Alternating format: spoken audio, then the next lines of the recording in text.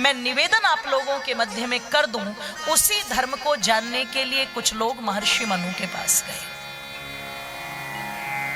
उन्होंने कहा जब हम जन्म लेते हैं तो जन्मना जायते शूद्रः, जन्म से तो सभी शूद्र हैं, मनुष्य को तो कुछ पता ही नहीं, क्योंकि ये नैमित्तिक ज्ञान से बंधा हुआ है। तो यदि ये मनुष्य अपने आप को धार्मिक बनाना चाहता है तो इसे क्या करना चाहिए? अब महर्षि मनु ने वहां पर ये नहीं कहा कि 1.25 किलो लड्डू वहां चढ़ा दे तो ये धार्मिक बन जाएगा। महर्षि मनु ने ये भी नहीं कहा कि वो लेट लेट करके वहां चला जाए तो वो धार्मिक बन जाएगा। महर्षि मनु ने वहां पर यह भी नहीं कहा कि वो पता लगा किसी एक मंत्र को पकड़ ले तो वो धार्मिक बन जाएगा। क्या कहते हैं महर्षि मनु? श्रुति स्मृति सदाचारः स्वस्य प्रियात्मनः। 4 चीजें हैं जो मनुष्य को धार्मिक बनाती है। सबसे पहले ईश्वर की वाणी वेद, जिसे हम श्रुति भी कहते हैं। मैं थोड़ा जल्दी जल्दी में बोलती हूँ ताकि जहां हमें पहुंचना वहां हम पहुंचे, विस्तार में नहीं जा रहे हैं। उन्होंने कहा सबसे पहले जो वेद को पढ़ ले, क्योंकि धर्म ग्रंथ क्या है? वेद। ईश्वर की वाणी क्या है? वेद। ओ मेरी मातो बंधुओं, उन्होंने कहा यदि वेदों का अध्ययन कर लिया जाए तो भी व्यक्ति को पता लग जाए किसका धर्म क्या है, क्योंकि वेद कह रहा है पिता का धर्म क्या है, माँ का धर्म क्या है, पत्नी का धर्म क्या है, बहन का धर्म, जोर से बोलो, क्या है, संतान का धर्म क्या है, ब्राह्मण का धर्म क्या है, क्षत्रिय का धर्म क्या है, वैश्य का धर्म क्या है, शूद्र का धर्म क्या है, अध्यापक को कैसा होना चाहिए, चिकित्सक को कैसा होना चाहिए, एक इंजीनियर को कैसा होना चाहिए। ये सब लोगों के धर्म वेद ने बीज रूप में बतलाए हैं। लेकिन आज अपने अपने इन कर्तव्यों रूपी धर्म को छोड़ करके मनुष्य क्या कह रहा है? मुझे इस्लाम धर्म में कन्वर्ट होना है, मुझे ईसाई बनना है, मुझे जैन बनना है, मुझे बौद्ध बनना है। कमाल की बात देखो, आप जैन, बौद्ध, ईसाई, सिख, मुस्लिम सब बनना चाहते हैं, लेकिन मनोर्भव जनिया दिव्यम जन्म, मनुष्य कोई नहीं बनना चाहता। और झगड़ा मानवता का नहीं है। जिस दिन सब मानवता को ग्रहण कर लेंगे उस दिन दुनिया के झगड़े ही खत्म हो जाएंगे। झगड़ा है किस बात का? हमास नहीं देखना चाहता इजराइल को, तो बोले करो इन पर बमबारी। क्यों करो बमबारी? क्यों करो बमबारी? बमबारी का कारण क्या है बताओ? केवल एक कारण, ये जिस यहूदी धर्म को मानते हैं, हमारे लिए वो यहूदी धर्म नहीं है। हम जिस इस्लाम धर्म को मानते वो धर्म है, इसलिए हम इन्हें छोड़ेंगे नहीं और धरती पर रहने नहीं देंगे। और संकल्प करके रखे हुए हैं कि धरती पर एक ही झंडा लहराएगा, बाकी हम किसी को रहने नहीं देंगे। अब किसी को नहीं रहने देंगे तो फिर तो बमबारी होगी, फिर तो 5 मिनट में 7000 मिसाइल दागना कोई बड़ी बात उनके लिए, बोलो, नहीं है। निर्दोष मासूमों की जान लेना उनके लिए कोई बड़ी बात नहीं है। उनके लिए धर्म केवल और केवल हरे रंग तक सीमित है। तो मैं कह दूं आप लोगों के मध्य में, महर्षि मनु कहते हैं सबसे पहले वेद को पढ़ो, वेद तुम्हें बताएगा कि धर्म क्या है। उस व्यक्ति ने कहा महाराज यदि कोई व्यक्ति वेद ना पढ़ पाए, सब तो वेद नहीं पढ़ पाएंगे, तो क्या वो धार्मिक नहीं बन सकता? महर्षि मनु ने कहा बन सकता है। क्या करें? जो वेदानुकूल ग्रंथ है, दर्शन है, उपनिषद है, वो थोड़ी सरल है, उनको पढ़ लें तो भी धार्मिक बन जाएगा। उसने कहा यदि कोई वेद ना पढ़ पाए, दर्शन ना पढ़ पाए, शास्त्र ना पढ़ पाए, तो तीसरा तरीका भी कोई है क्या? महर्षि मनु कहते तीसरा तरीका भी है, और वो क्या है? जिन मनुष्यों ने वेद के अनुसार, शास्त्रों के अनुसार अपने जीवन को जिया है, जो उस आचरण को अपने आचरण में अपना करके चल रहे हैं, जो सीधे सीधे भगवान की आज्ञा का पालन करके चल रहे हैं, फिर उन देव पुरुषों के, महापुरुषों के आचरण के अनुसार वो अपना आचरण बना ले, तो भी व्यक्ति क्या बन जाएगा? बोलो, धार्मिक बन जाएगा। और यहीं से कथाओं का जन्म होता है। ये जो महापुरुषों की कथाएं लिखी गई, यहीं से उनका जन्म होता है। भगवान श्री रामचंद्र जी की जीवन गाथा जो है, मैंने कल भी कहा था, वो एक प्रेरणा के लिए है, वो हमारे परिवार का संविधान है, वो हमारे समाज का एक दिग्दर्शन है। और जितनी इस दिग्दर्शन की आवश्यकता त्रेता युग में रही होगी, उससे कहीं ज्यादा वर्तमान में इसकी आवश्यकता है। क्योंकि भगवान राम का जीवन जिन मूल्यों पर, जिन आदर्शों पर टिका हुआ है, ध्यान रखना, वास्तविक अर्थों में वो मनुष्य को धार्मिक बनाने का काम करते हैं। इसलिए महर्षि वाल्मीकि ने एक स्थान पर क्या लिख दिया, रामो नामः विग्रहवानः। अगर किसी को धर्म के साक्षात रूप में दर्शन करने, वैसे तो धर्म कोई वस्तु नहीं है, धर्म एक भाव है, एक विचार है, पर यदि किसी मनुष्य को ये चाहिए कि मैं धर्म के साक्षात रूप में दर्शन करूं कि धर्म होता कैसा है, तो वहां पर महर्षि वाल्मीकि क्या लिख रहे हैं, फिर वो व्यक्ति भगवान राम के चित्र को देख ले, उनके चरित्र को देख ले, तो उसे साक्षात धर्म के दर्शन हो जाएंगे कि धर्म ये है। अब ये हमें समझना है वर्तमान के लोगों को कि बहुत अच्छी बात है, अयोध्या के अंदर राम जी का मंदिर बन गया, ये गर्व की बात है। कोई व्यक्ति कहे कि आर्य समाज बुत परस्ती को नहीं मानता, तो इस बात को मैं कल कह चुकी हूं, हम चित्र से चरित्र की ओर बढ़कर के उनकी पूजा करते हैं।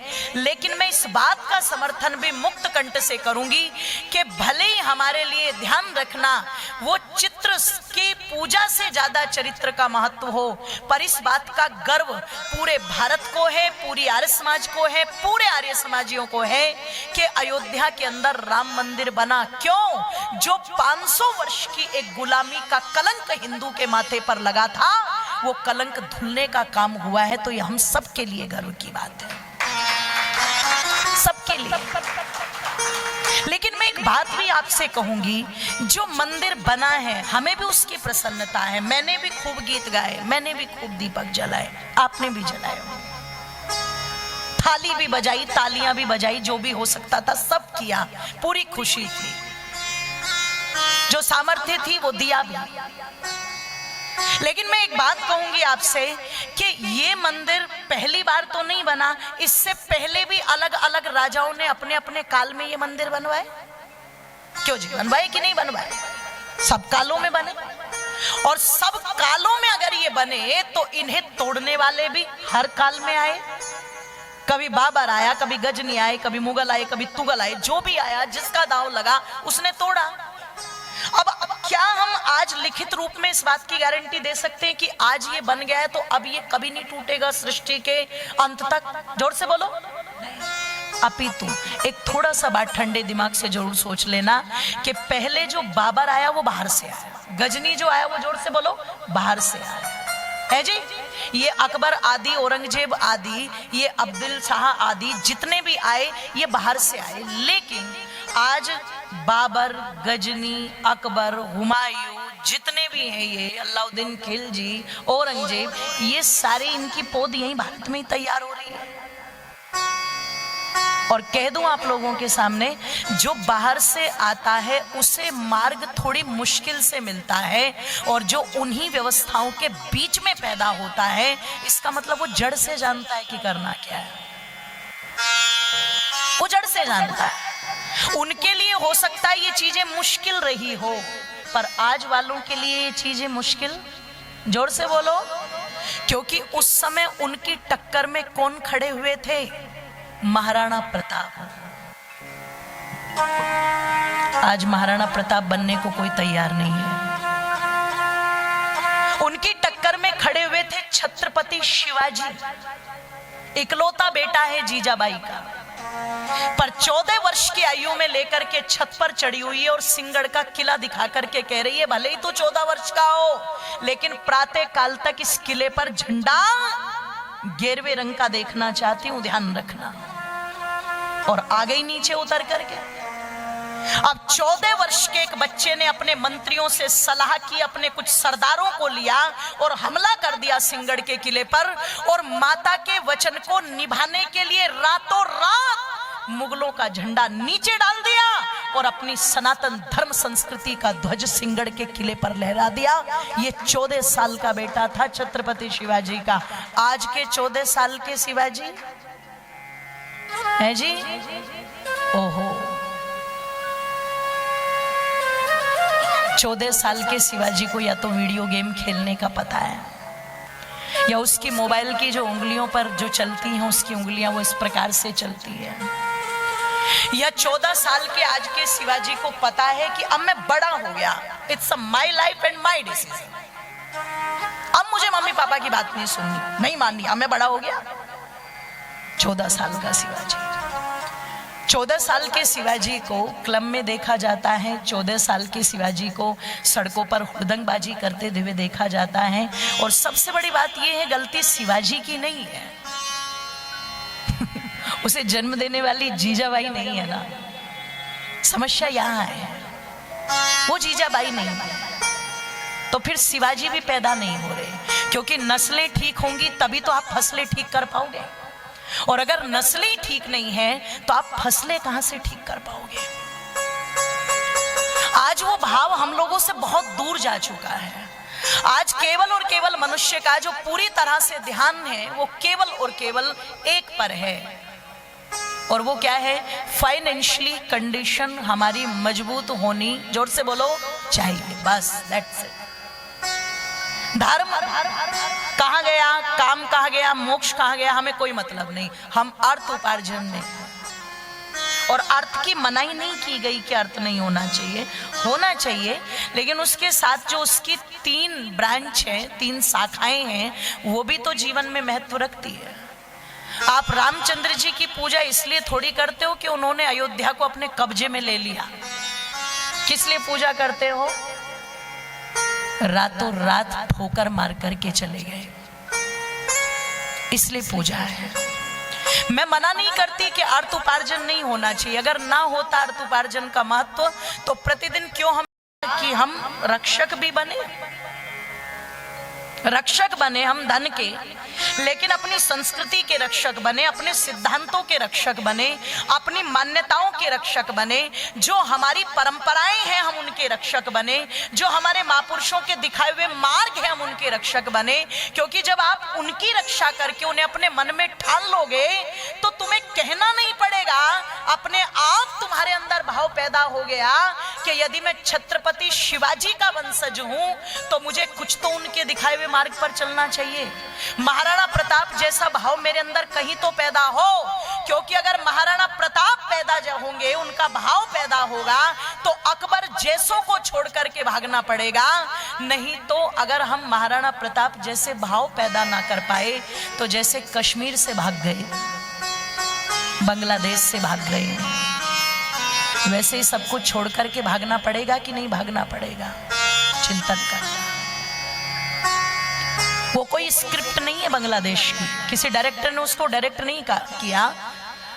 ध्यान रखिएगा, द केरला स्टोरी एक स्क्रिप्ट मान लो आप, कश्मीर फाइल्स एक स्क्रिप्ट मान लो आप, ताशकंद एक स्क्रिप्ट मान लो आप, गोधरा कांड एक स्क्रिप्ट मान लो आप वर्तमान में कि ये डायरेक्टर ने डायरेक्ट की है जी, इनको बनाया गया है, चलो मैं मान लेती हूँ।